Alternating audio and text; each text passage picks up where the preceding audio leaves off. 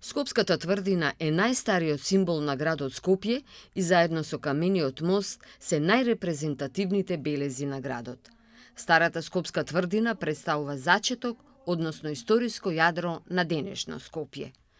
Досегашните научни сознанија говорат дека Скопското Кале било населено уште во времето на праисторијата, поточно некаде на преминот помеѓу 4-тиот и 3-тиот милениум пред нашата ера.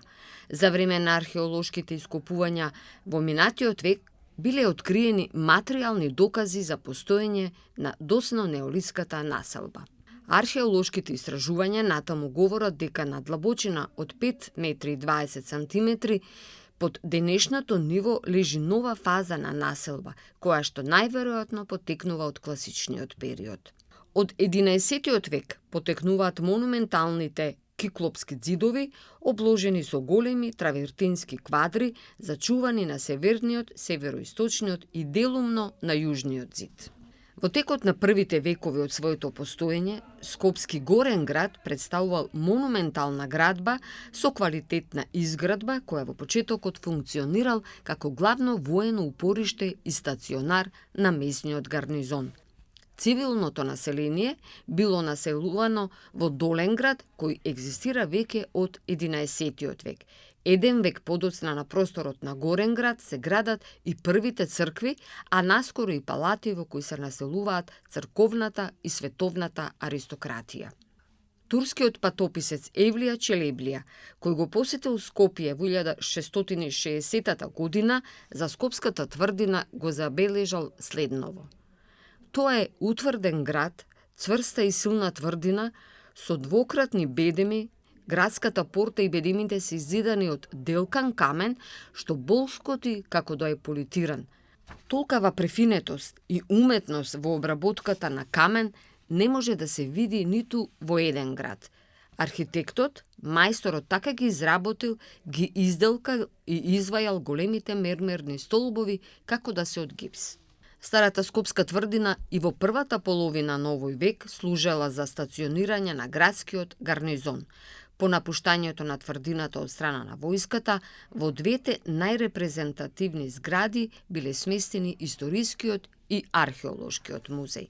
Се наоѓаме во праисторискиот музеј на тврдината Кале, кој што од сега за неколку месеци овие витрини кои што сега ги снимате празни ќе бидат полни со прекрасните експонати кои што беа дел од капиталните археолошки истражувања, кои што на Кале се случуваа во изминатата деценија, некаде почнувајќи од 2007 година, па 2008, 9, 10, 11 и навистина ова ќе биде еден импозантен објект кој што ќе додаде додадена вредност на развојот на културниот туризам во главниот град Скопје. Од минатата година, по иницијатива на управата, а во соработка со ЗЕЛС и тогашниот председател на ЗЕЛС, а сега актуелен градоначалник на Скопје, успеавме да стапиме во контакт и да направиме неколку акции за чистење на локалитетот Кале, бидејќи беше доведен во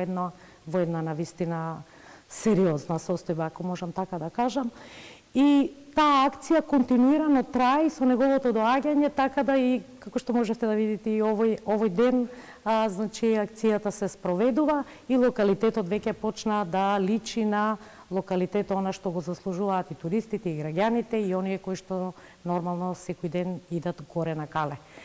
Што се однесува до двата музеи, збориме за Османлискиот музеј и праисторискиот музеј, управата за заштита како инвеститор преку владата, на пролет, здравје, доколку не послужат временските услови, треба да завршиме со адаптација и санација и да почнеме во исти период со интериерното уредување, заедно со Археолошкиот музеј на Македонија, зашто управата веќе поднесе информација на влада, за да во наредниот период бидат отстапени овие два музеи на Археолошкиот музеј, кој што ќе стопанисува со овие два објекти.